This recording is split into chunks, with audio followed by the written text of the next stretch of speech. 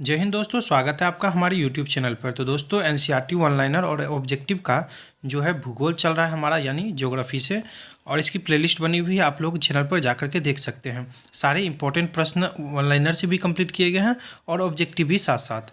तो कल जो है हमारा कृषि एवं पशुपालन से ऑनलाइनर हो गया था, कॉन्सेप्ट क्लियर कर लिए थे हम लोग, और आज जो है हम लोग ऑब्जेक्टिव करेंगे।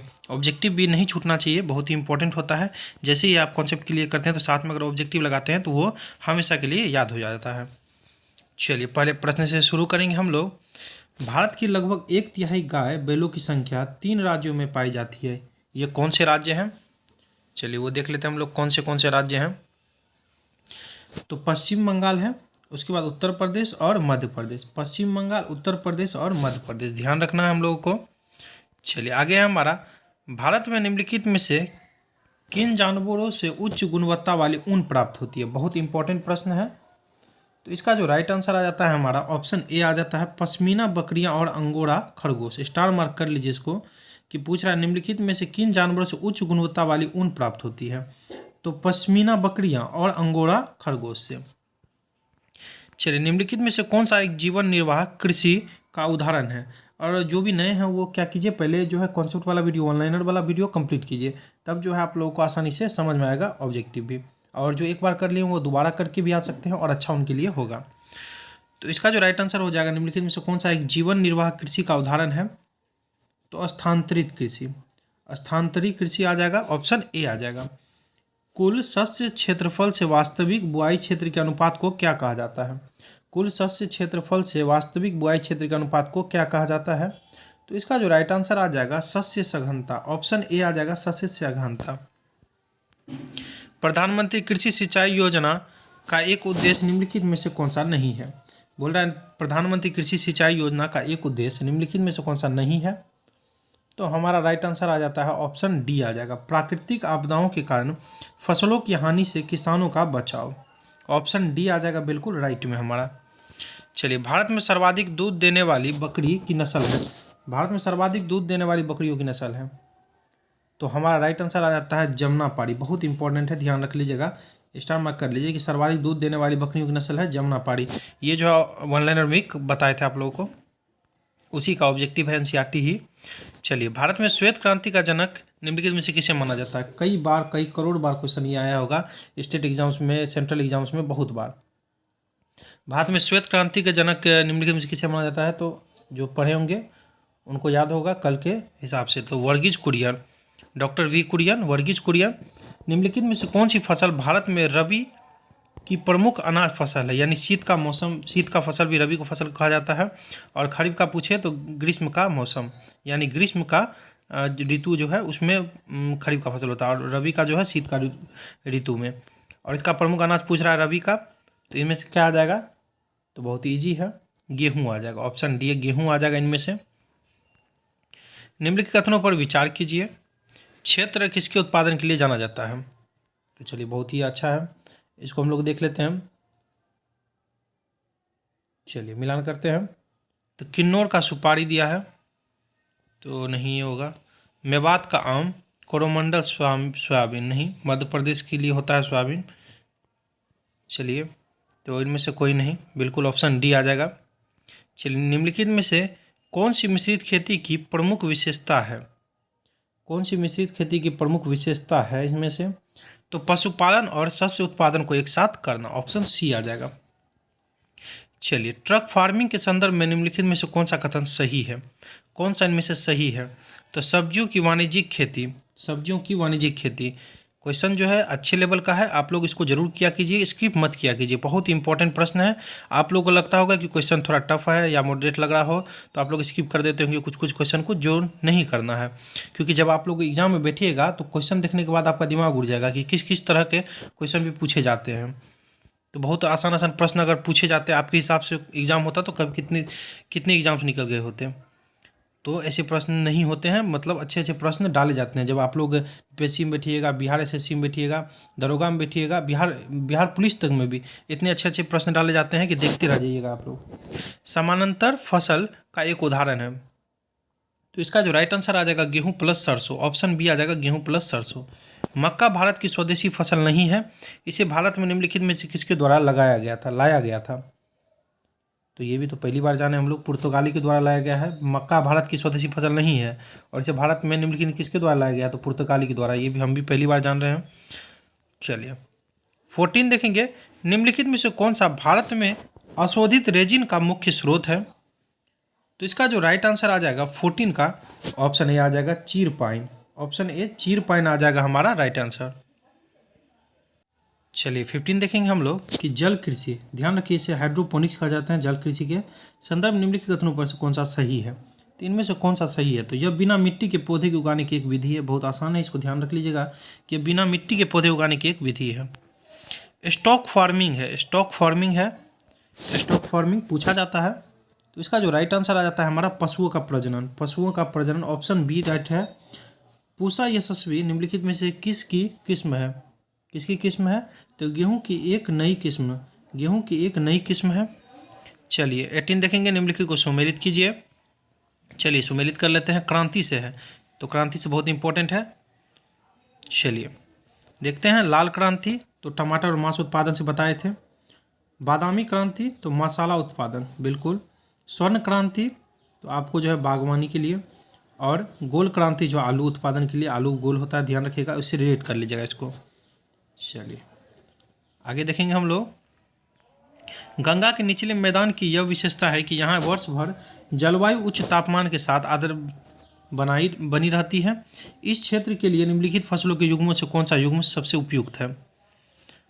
तो आप लोगों के लिए एक प्रश्न है कि श्वेत क्रांति जो है किससे संबंधित है? श्वेत क्रांति पूछे, श्वेत क्रांति जो है किससे संबंधित है? आप लोग जरूर मतलब जो है कमेंट में जवाब दीजिएगा। आप लोग के कमेंट से देखेंगे कि आप लोग का पढ़ाई कैसा चल रहा है। श्वेत क्रांति किससे संबंधित है? आप लोग कमेंट जरूर कीजिएगा। चलिए, गंगा के निचले मैदान की यह विशेषता है कि यहाँ वर्ष भर जलवायु उच्च तापमान के साथ आर्द्र बनी रहती है। इस क्षेत्र के लिए निम्नलिखित फसलों के युग्मों में से कौन सा युग्म सबसे उपयुक्त है? तो ऑप्शन सी धान और जूट, धान और जूट हो जाएगा। चलिए 20 देखेंगे, देश में प्रथम कृषि विश्वविद्यालय की स्थापना किस वर्ष हुई थी? बहुत मोस्ट इंपॉर्टेंट, VVI कर लीजिए इसको, VVI कर लीजिए, बहुत इंपॉर्टेंट है ये, ध्यान रखिएगा। देश में प्रथम कृषि विश्वविद्यालय की स्थापना किस वर्ष हुई थी? तो 20 का राइट हो जाएगा 1960 में, ऑप्शन बी 1960 में। भारत कृषि में निम्न उत्पादकता का कारण है, तो इसका जो हो जाएगा हमारा आवश्यकता से अधिक लोगों का कृषि कार्यों में लगा रहना, जोत का छोटा आकार, उत्पादन की पिछड़ी तकनीक, यानी सब हो जाएगा, तो उपयुक्त सभी हो जाएगा। चलिए, भारत में संकार्य या चालू जोतों का सबसे बड़ा औसत आकार है, सबसे बड़ा औसत आकार है तो राजस्थान में, ऑप्शन डी हो जाएगा राजस्थान में। निम्नलिखित हरी खाद वाली फसलों में से किसमें नाइट्रोजन की मात्रा सर्वाधिक पाई जाती है? तो इसका जो राइट आंसर आ जाएगा बोड़ा लोबिया, ऑप्शन सी बोड़ा लोबिया। हरित खेती में सन्निहित है, हरित खेती में सन्निहित है, तो इसका जो राइट आंसर आ जाएगा समेकित कीट प्रबंधन, समेकित पोषक पदार्थ आपूर्ति एवं समेकित प्राकृतिक संसाधन प्रबंधन, ऑप्शन सी आ जाएगा। चलिए, विश्व में हरित क्रांति के जनक है, हरित क्रांति के जनक बहुत इंपॉर्टेंट है, ध्यान रखिएगा। हरित क्रांति का क्या हो जाएगा? तो 25 का जो हमारा ये आ जाएगा नॉर्मन ई बोरलॉग। हरित क्रांति विश्व में पूछे, विश्व में पूछे तो नॉर्मन ई बोरलॉग, ध्यान रखिएगा। और श्वेत क्रांति का वर्गीज कुरियन, ध्यान रखना है। हरित क्रांति से गहरा संबंध रहा है, किनका रहा है इनमें से? तो हमारा हो जाएगा स्वामीनाथन का। भारत में पूछे हरित क्रांति का जनक के रूप में भी जाना जाता है स्वामीनाथन को भारत में, और विश्व में नॉर्मन ईल बोरलॉग को, ध्यान रखिएगा। निम्नलिखित में से कौन सम्मिलित नहीं है? चलिए इनमें देख लेते हैं हम लोग। चलिए मिल करते हैं, सुनहरी जो है उद्यान, बिल्कुल। नीली जो है कुक्कुट पालन, नहीं ये तो गड़बड़ हो जाएगा। श्वेत दूध सही है। हरित जो है कृषि के लिए, तो ये वाला बिल्कुल गलत होगा, तो ऑप्शन सी होना चाहिए। हाँ बिल्कुल सी है कि नीली जो है कुक्कुट पालन के लिए नहीं होगा। चलिए आगे देखेंगे हम लोग 28। वर्ष 2019 की पशु जनगणना के अनुसार कुल पशुधन के संदर्भ में भारत में शीर्ष स्थान राज्य है, सबसे ऊपर जो रहा है राज्य कौन सा इनमें से? तो चलिए देखते हैं, तो ऑप्शन ए आ जाएगा हमारा उत्तर प्रदेश, राजस्थान, मध्य प्रदेश। काली क्रांति संबंधित है, थोड़ा फास्ट में करेंगे हम लोग क्योंकि बहुत सारे क्वेश्चन है। तो कच्चा तेल उत्पादन से, कच्चा तेल उत्पादन से है, ध्यान रखिएगा। गेहूं की अच्छी खेती के लिए निम्नलिखित में से कौन सा परिस्थिति की समुच्चय आवश्यक है? तो गेहूं के लिए बताए थे आप लोगों को, ध्यान होगा कि मध्यम ताप और मध्यम वर्षा। गेहूं के लिए जो है मध्यम ताप चाहिए और मध्यम वर्षा। नकदी फसल में सम्मिलित नहीं है इनमें से। तो गेहूं जो है ध्यान रखिएगा, गेहूं जो है रबी की फसल है, अभी पढ़े थे, यह भी ध्यान रखिएगा, रिकॉल भी करते चलिए साथ में। निम्नलिखित में से 2019-20 में कौन सा क्रम 3 बड़े 19-20 का है? तो चलिए आगे देखते हैं हम लोग। मही सुगंधा किस फसल की प्रजाति है? मोस्ट इंपॉर्टेंट, मही सुगंधा किस फसल की प्रजाति है? तो हमारा राइट आंसर आ जाएगा धान। ऑप्शन ए आ जाएगा, धान आ जाएगा हमारा। चलिए 34 देखेंगे। निम्नलिखित में से गेहूं की कौन सी प्रजाति प्रेरित उत्परिवर्तन द्वारा विकसित की गई? उत्परिवर्तन द्वारा विकसित की गई है। तो इसका जो राइट आंसर आ जाएगा 34 का हमारा ऑप्शन बी आ जाएगा, सोनोरा 64। गेहूं की कौन सी प्रजाति प्रेरित उत्परिवर्तन द्वारा विकसित की गई है? तो सोनोरा 64। चलिए करनाल बंट एक बीमारी है, कई बार आप लोग नाम सुने होंगे कि करनाल बंट एक बीमारी है, तो किसके लिए?